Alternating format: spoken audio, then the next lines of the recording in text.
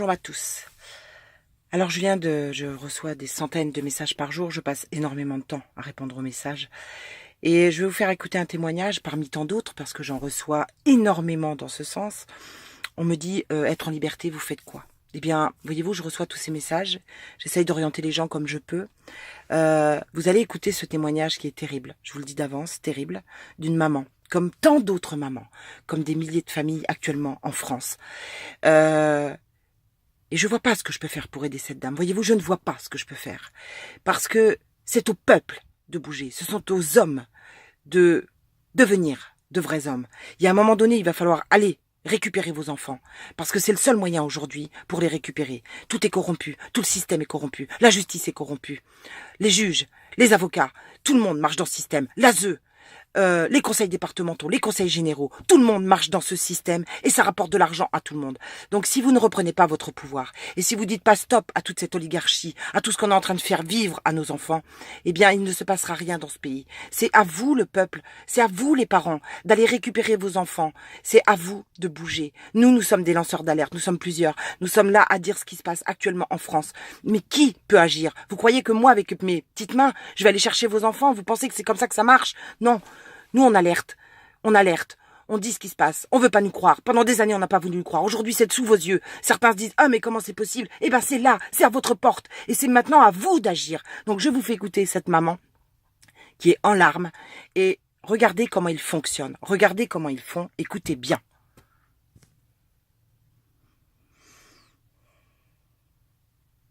Excusez-moi, ça bug un peu l'ordinateur. Ma fille m'a parlé, ma fille est placée, donc ma fille de 4 ans, une des jumelles, qui me dit, écoute maman, elle avait les verres, vous voyez les petits verres, et, mon Dieu, elle me dit que quelqu'un de la maison lui a mis un doigt dans les fesses et que des fois, il aime bien mouiller ses vêtements et qu'il a dit aux autres de dormir et qu'il a gardé dans la douche et qu'il a mis quelque chose de gros dans les fesses et que ça lui a fait mal. Je continue ce témoignage, je vous passe. Ce n'est pas une famille d'accueil, c'est là où elles sont placées justement. Quelqu'un touche à ma fille. Je veux amener ma fille à l'hôpital, déjà on ne veut pas. On m'interdit. Les jours passent. Finalement, je l'amène à l'hôpital. On dit qu'il n'y a rien à signaler parce que la forêt est allée dans l'anus de ma fille. Finalement, l'hôpital, vu qu'il y a des jours qui passent avant qu'on voit ce qui s'est passé à ma fille, on ne signale rien. Après, la maison, donc, c'est pas une maison d'accueil, c'est un truc d'accueil. Pas une maison d'accueil, c'est un centre, voilà, c'est un centre. Et ce centre dit que c'est moi qui ai un problème psychique, que c'est moi qui ne va pas bien. Donc, s'il vous plaît, si vous avez du temps, appelez-moi, je peux pas... Je continue. Là, ce qui se passe, c'est que ma fille de 4 ans me raconte ce qui lui est arrivé. Et je le vois. Je porte plainte, je veux amener ma fille à l'hôpital. J'étais obligée d'aller à la police pour que la police m'accompagne à ce centre pour que je prenne ma fille et que je l'amène à l'hôpital.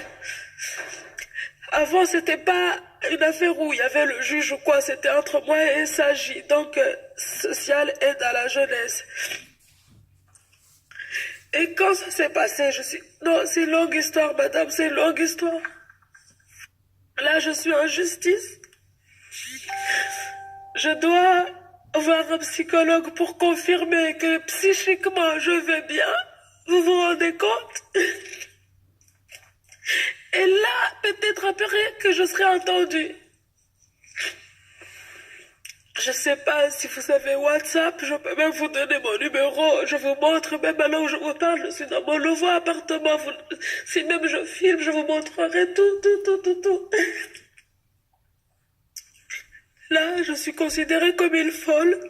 Là, j'ai le droit de voir la grande... Et attendez, mes filles sont séparées. Ils sont séparés dans des maisons d'accueil différents. Et vous savez quoi? Ils peuvent même pas se voir entre eux, ni même s'appeler.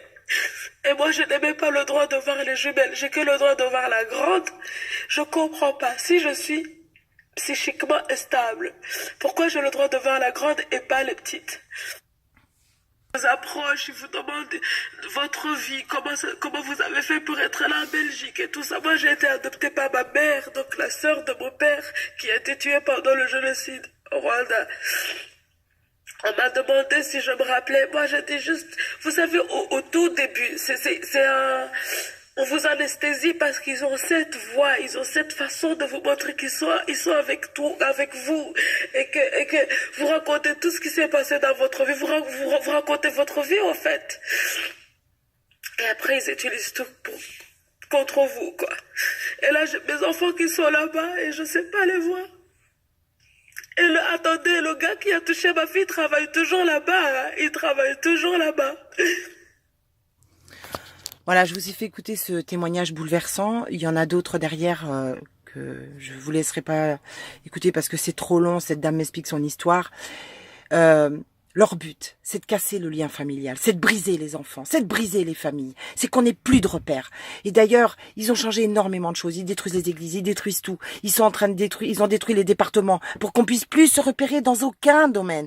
Et maintenant, c'est l'éducation nationale qui s'y met et les médecins qui vaccinent et qui sont à leurs bottes, tous à leurs bottes. Vous comprenez, c'est pour détruire nos enfants. Ils ont tous les moyens. Ils ont mis tout en place depuis des années pour détruire nos enfants, détruire les familles, casser les liens familiaux. Et qu'on n'ait plus de repères. Donc, c'est à vous de bouger, c'est au peuple. Je suis bouleversée par ce témoignage.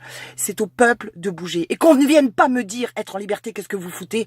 Parce que moi, je diffuse tous les messages que je reçois. J'essaye d'aider toutes les familles qui viennent me parler. Et j'ai pas de moyens. Je n'ai pas de moyens. Vous comprenez? Je n'ai aucun moyen. Je n'ai que ma voix.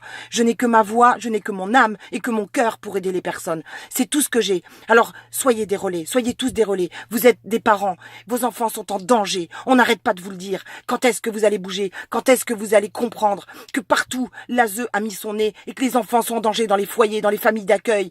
Je dis pas toutes les familles d'accueil, je ne dis pas tous les foyers, mais il y en a trop, il y en a beaucoup trop. Donc il faut, et vous là, qu'est-ce que vous faites? Qu'est-ce que vous faites? Pourquoi vous dénoncez pas? Pourquoi vous dites rien? Pourquoi personne ne dit rien dans ce pays de merde? Pourquoi personne ne se bouge? Pourquoi on attaque tous les lanceurs d'alerte? Au lieu de faire son job, au lieu de défendre les enfants, vous paierez pour ça. Vous paierez tous pour ça, je peux vous le garantir que vous paierez tous pour ça.